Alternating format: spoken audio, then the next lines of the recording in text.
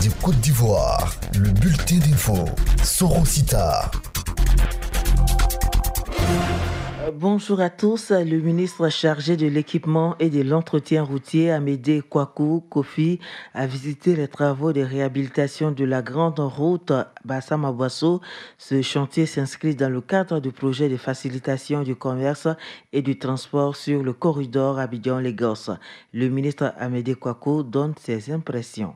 La partie allant de Bassam jusqu'à Aboissau, c'est sur la Pareta. Les marchés ont été attribués à 2 entreprises. La première entreprise, normalement, avait un délai de 6 mois pour réhabiliter complètement la voie. À la mi-août, les 6 mois étaient épuisés, les travaux devaient être terminés. À la date d'aujourd'hui, nous ne sommes qu'à 18% de taux de réalisation. Même les 18% qui ont été réalisés sont d'une qualité douteuse. Nous venons d'arriver sur le chantier. Nous avons constaté qu'il n'y a aucun engin approprié pour pouvoir donc terminer les travaux, alors qu'ils ont pris l'engagement de pouvoir terminer avant la fin de l'année. Le personnel, en 6 mois, ça fait le 3e directeur de chantier. Je pense que cette entreprise est incapable de pouvoir donc réaliser ces travaux-là. Nous allons donc rendre compte au gouvernement de sorte que des décisions soient prises parce que la volonté du chef de l'État, c'est de remettre des routes de qualité aux Ivoiriens et ces routes-là doivent être faites dans les délais. Amédée Kouakou Kofi, ministre de l'Entretien et de l'Équipement. Séminaire de formation des enseignants du primaire et du préscolaire de la commune d'Adjamé au cœur de réflexion, la réussite de la rentrée scolaire avec l'amélioration de l'offre éducative. Des précisions avec Touré Youssouf, il est l'inspecteur de l'enseignement primaire d'Adjamé.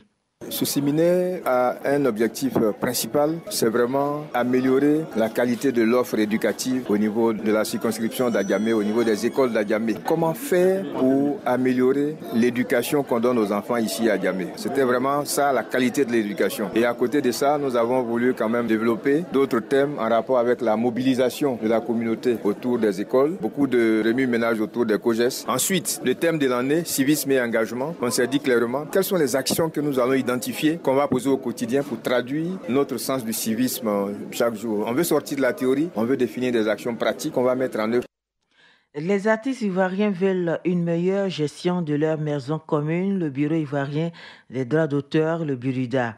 Ils demandent pour ce faire la révocation de leur directeur général Irène Vieira, dont ils critiquent la gestion. Cette décision a été prise au cours de l'Assemblée générale du BURIDA organisée le 28 septembre dernier, décision qui rejette l'actuelle directrice générale du BURIDA. Face à cette situation, le collectif des artistes pour le changement du BURIDA a réuni la presse nationale pour une fois encore se prononcer sur sa décision de voir partir Irène Vieira à la tête du BURIDA. Écoutons Fadlal D, il est le porte-parole du collectif des artistes pour le changement du BURIDA. Aujourd'hui, nous constatons que Mme Vieira, l'ex-DG illégale du BURIDA, veut faire un coup d'État par rapport à la résolution que nous avons prise à l'Assemblée générale le 28 septembre dernier. Notre Assemblée générale est bel et bien légale. Quand elle dit que notre décision est nulle, c'est faux. C'est par rapport au quorum à atteindre. Et ces jours, nous étions 107 personnes sur normalement 105 et 98 personnes ont voté pour sa révocation. Donc nous sommes dans la légalité totale.